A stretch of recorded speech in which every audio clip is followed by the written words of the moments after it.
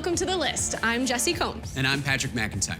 And together, we're checking items off the ultimate automotive bucket list. From things everyone should do To things few have ever done before. This week, we're going to tackle 3 different roads that are each dynamic and unique in their own way. We'll kick it off at the Tennessee-North Carolina border for the Tail of the Dragon. 318 curves and 11 miles. Then we're off to northern Italy to drive the Italian Alps.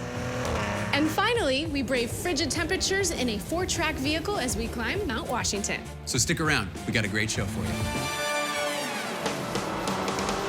I've had a love affair with cars my whole life. I build them in my shop, and I race them both on and off-road.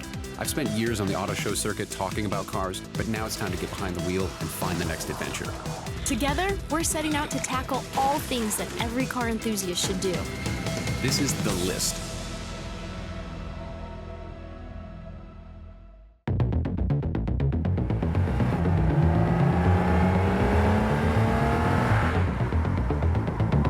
Today we're going to be driving one of the most dangerous and exciting roads in the country, Tail of the Dragon.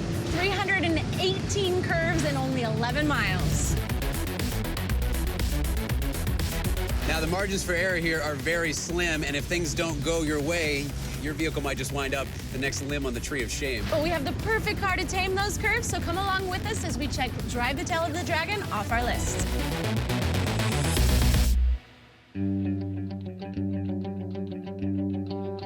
The Tail of the Dragon is in the Smoky Mountains on the Tennessee-North Carolina border. It's an 11-mile stretch of road with relentless switchbacks that has evolved over the years from animal paths to carriage trails to the pavement we're on today. If you were to look at a map, the formal street name is Topeka Road in North Carolina and Calderwood Highway in Tennessee, and is signed in both states as US 129.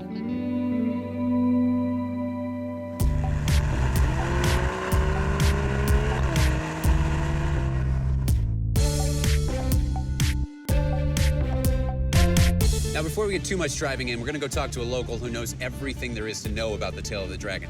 His name is Ron Johnson, and he actually named most of the turns. He owns the Tail of the Dragon store at a place called Deal's Gap, so that's where we're gonna go to get the lowdown.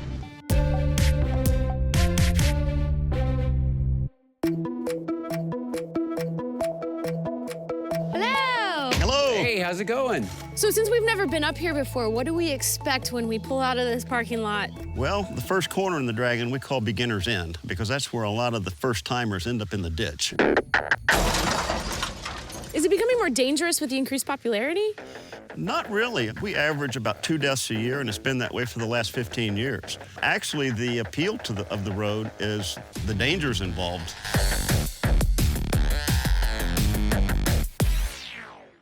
Now, what about like semi-trucks? Transporting they probably look at a map and say, that looks like a normal highway. Right, and some of them come through here, and they sure wish they hadn't. I bet.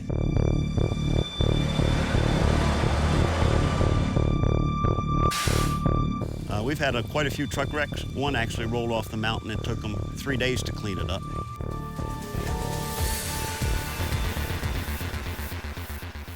Well, I'm ready to go drive it. Now, there are a couple rules. Stay away from the double yellow line. Drive at your own speed, what you feel comfortable with. There's also pull-offs. There's about 100 pull-offs where if somebody fast comes up behind you, you can pull over and let them go around. Okay, got the map? Yep, You're up. I'm up. Are you sure? That's it. Okay.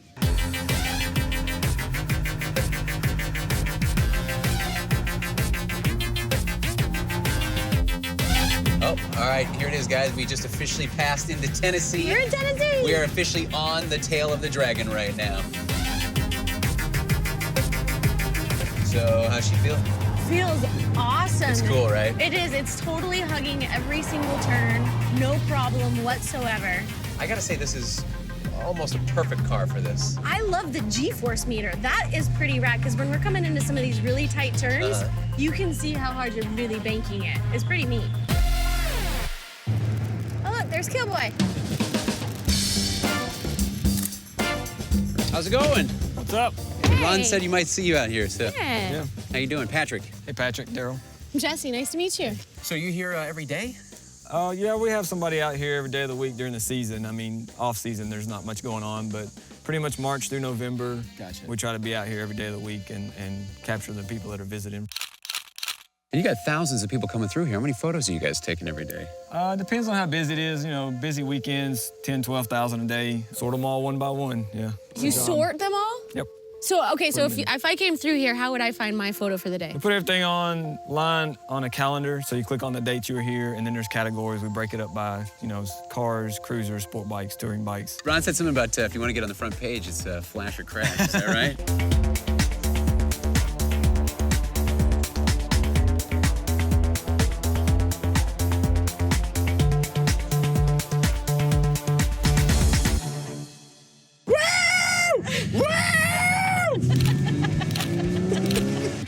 Unfortunately, sometimes, but yeah, we see a little bit of craziness and a crash every now and then, not too often. There's so many turns, we only see, you know, 2 or 3. That's one of our rules to keep the karma decent. You know, we do not sell crash photos. Okay. If you crash and we got shots of it, you get them for free. I think we should test out that G meter. I think we should too. 1.1 was the highest you got. 1.3! 1.3, that was awesome.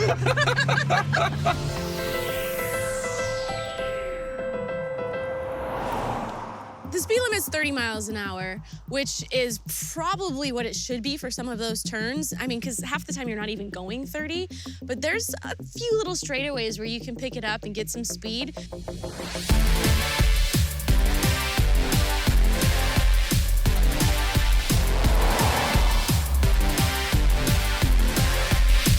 Oh, cops, Popo.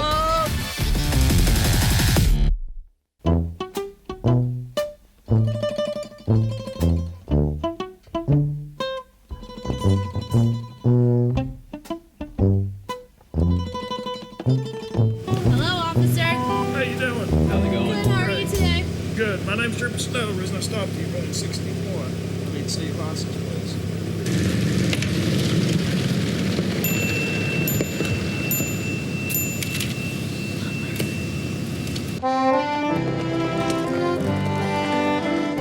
Hey. They got me. Double the speed limit. And I guess we'll be coming back for a trip to court.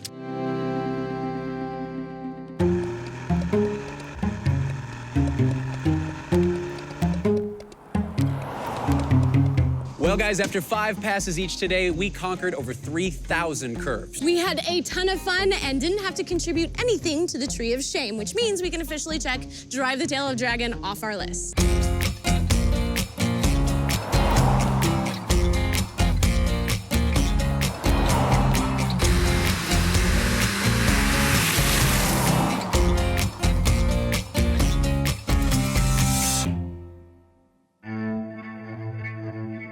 Up next, we unleash a Maserati in the Alps for a breathtaking drive. Stick around, we'll be right back.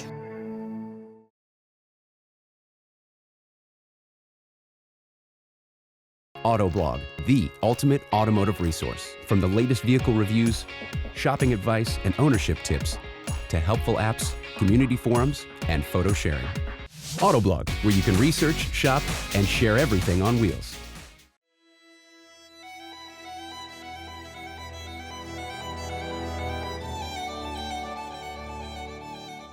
Today we're in northern Italy, close to the Swiss border, driving through some of the most epic mountain passes in the entire world. Now, it's mid-December, which means there's going to be some snow up there. That's why the right vehicle is imperative. We need something Italian, something fast, something stylish, and of course, something civilized. So we chose the Maserati Quattroporte. It's a luxury car that has plenty of power to have some fun in, an unmistakable exhaust, and a long wheelbase for the comfortability of those long road trips. Not to mention, it's got plenty of space in the back for our bags and all-wheel drive, which should keep us straight on those snowy roads. So come along with us as we check Drive the Italian Alps off our list.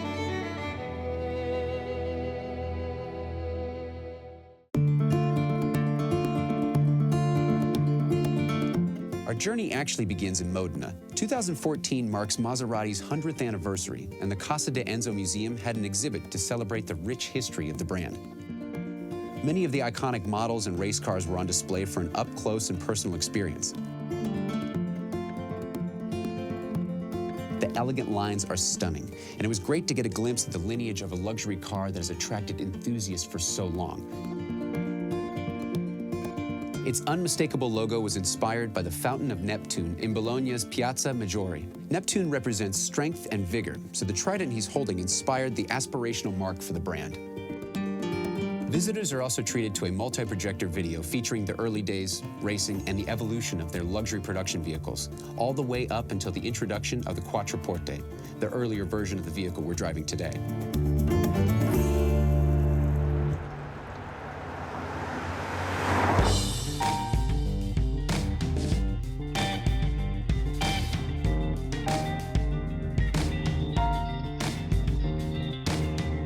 The Alps are home to about 14 million people, but they get around 120 million visitors every year. Could you imagine what traffic would be like when there's 120 million people trying to get through here? I hope they don't all show up on the same day.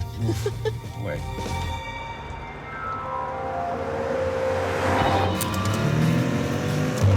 Hello. There's those twin turbos. All right.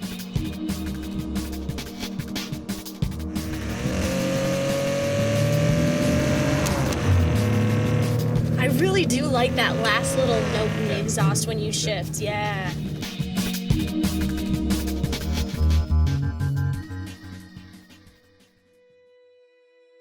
The scenery is unbelievable.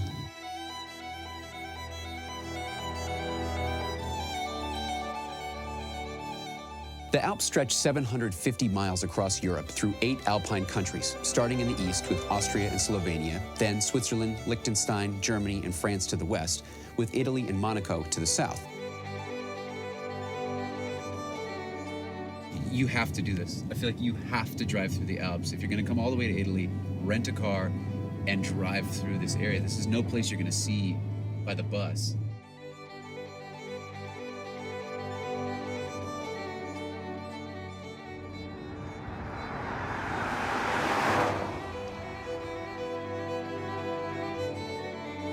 It's gorgeous here. And it feels so good to be able to just kind of, you know, give it a little gas.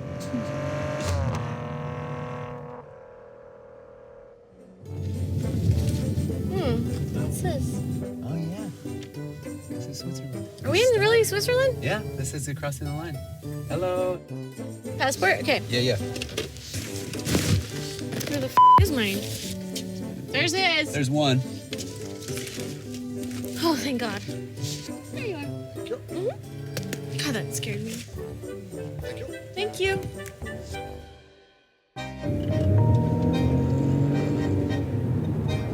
We're in Switzerland right now. We're in Switzerland, you guys. Holy shit. Now we can say we've been to the Swiss Alps, too. Edelweiss. Wow. Did you see that castle? Yeah. Castle on the left. It's beautiful, but it is unforgiving. I mean, think about the fact that in the 6th century, Hannibal passed through the Alps with a herd of elephants. No Maserati for him to drive. No heated seats. No all-wheel drive, no snow tires. Possible ice on the road. The car just told us that there's possible ice on the road. It must mean the temperature is dropping quite a bit as we go higher. The road going up that mountainside is pretty awesome. I mean, look at all those switchbacks.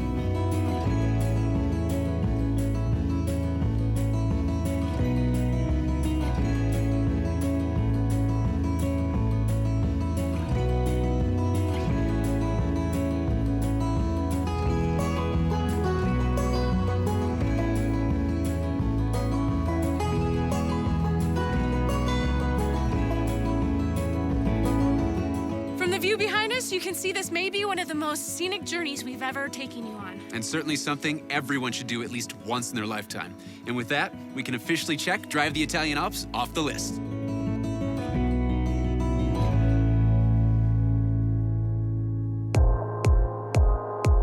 After the break, we trade luxury for utility. Mount Washington, here we come.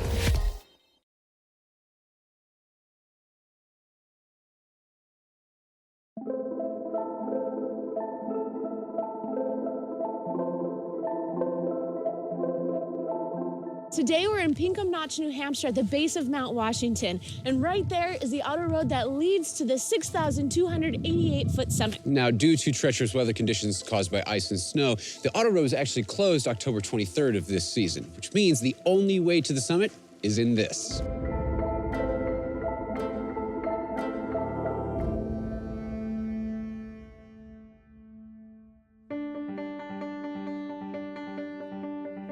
I think this is like a direct replacement for your tires. It's like a Just pull straight on. snowmobile. Hey, for your good tire. morning, everybody. Oh, hi, how's it going? I'm Dexter. I'm going to be your guide. Hi, Dexter, how's it going? Nice to Morning. meet you. Nice to meet you. Pretty neat track system, huh? Yeah, this is really This is fantastic. cool. I like that it's just a bolt-on replacement, right? It is. You just take the tires off, bolt this on. It's made by American Truck Track Company out in Minnesota. It's a factory one-ton vehicle, goes to Quigley in Pennsylvania. They convert this with a Ford F450, front axle, rear axle.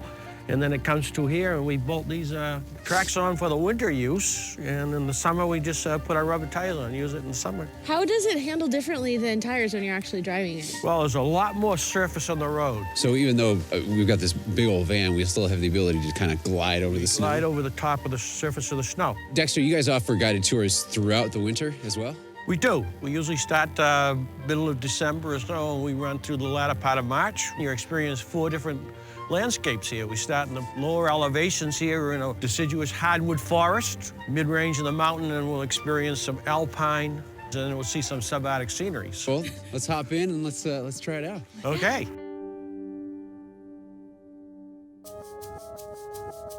Coming up, icy conditions and frigid wind threaten to cut our trip short. Stick around, we'll be right back.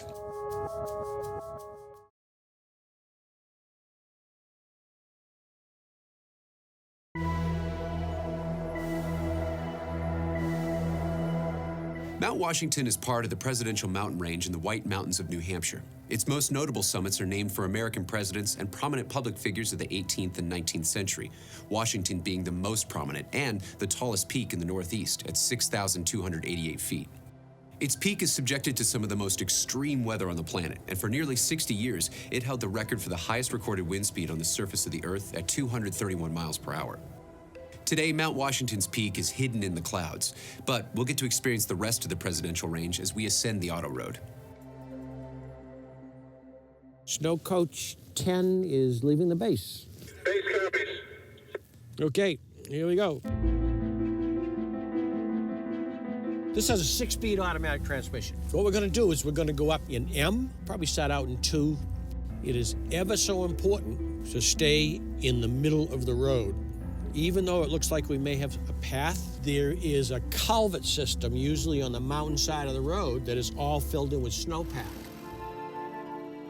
But this is one of the safer roads anybody ever travel on. The incident rate here is just about 0.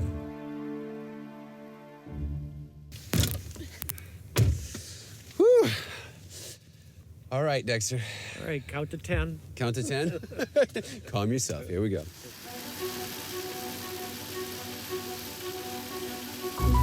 I can feel the vibrations everywhere. It actually feels like I'm getting a massage this whole time. I guess once you drive it for a while, you just get used to that. You get used to that? Yeah.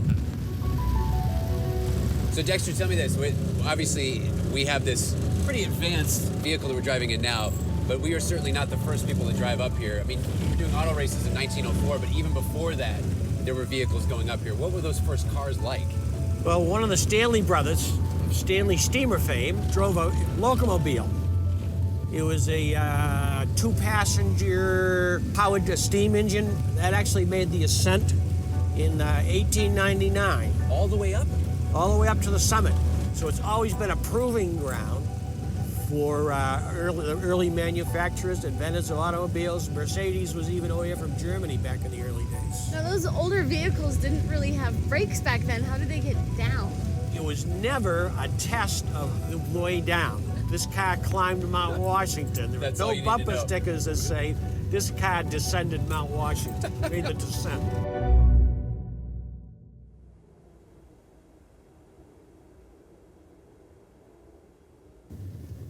So what do you think? My turn? Yeah. Looking Yeah. good. Totally your turn.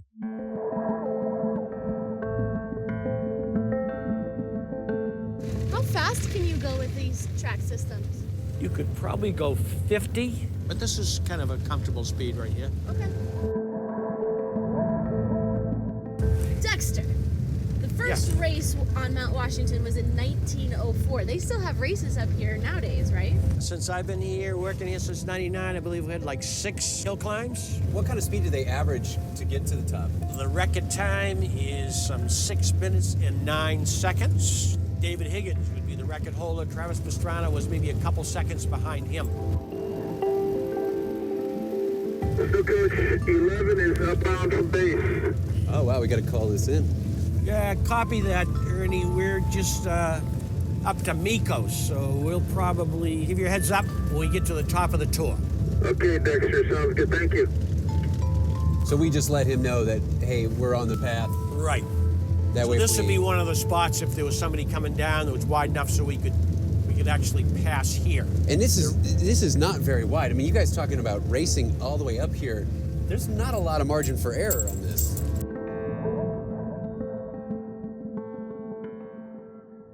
Can you see some of the tracks in front of us? Kind of goes off to the left a little bit. Yes. We're gonna go up there so we can back into the snowy patch right here, and this is gonna be it, because it is just too icy. Due to the frigid temperatures after a thaw, the road is sheer ice ahead and too dangerous to traverse. The only option here is to turn around and head back down the mountain. Although we didn't make it to the summit, we'll check it off with the hopes of returning in the summer. Well, the thermostat on the van says 0 degrees, and with these winds, it's got to be below at least -20. So that means the further we go up, the icier it's going to get and the more dangerous it's going to get. So we're going to stop here, which means that we can officially check Climb Mount Washington And drive a 4-track vehicle. off the list.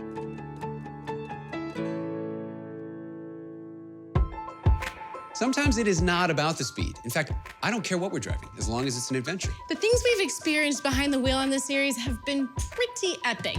Even my bittersweet time on the tail of the dragon, ticket and all. Yeah, that's an expensive lesson to learn. And those roads that wind through the Alps were just amazing. I mean, it's as much about the car as it is the road you're on. Thanks for watching, everybody. We'll see you guys next time.